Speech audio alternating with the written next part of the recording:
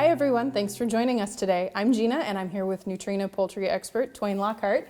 We're going to talk today about getting a brooder ready for baby chicks that you're bringing home. So Twain, tell us what's the most important thing we need to have for the brooder? Well, Gina, they need to have a brooder tank or a brooder box set up for the baby chicks. The chicks can't regulate the heat on their own, so they need something to hold them and hold the heat in.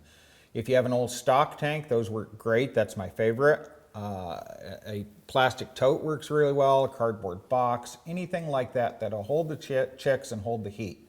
You're going to have a heat lamp and pine shavings on the bottom of that. I like pine shavings and not sawdust. Sawdust has too much dust. Now, having a heat lamp and pine shavings is kind of a recipe for a fire. So be very, very careful. Make sure your heat lamp is secured, that a pet or a little child can't knock it down in there. Good to know, good to know.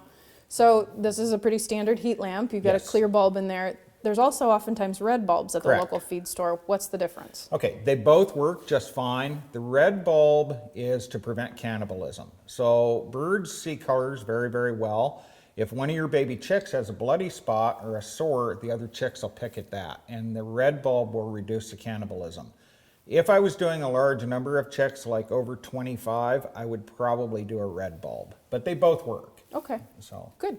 How about feeders and waterers? What do we need to know there? Okay, you can just put it in the dish, but they're going to waste an awful lot of the feed without these little holes on this. They get their little feet in there and they like to scratch. They have that instinct very young, and they'll waste a lot of feed. Okay. They'll also poop in it. Okay, and your water dish, you don't want to just have a dish in there because the chicks may get in there and drown.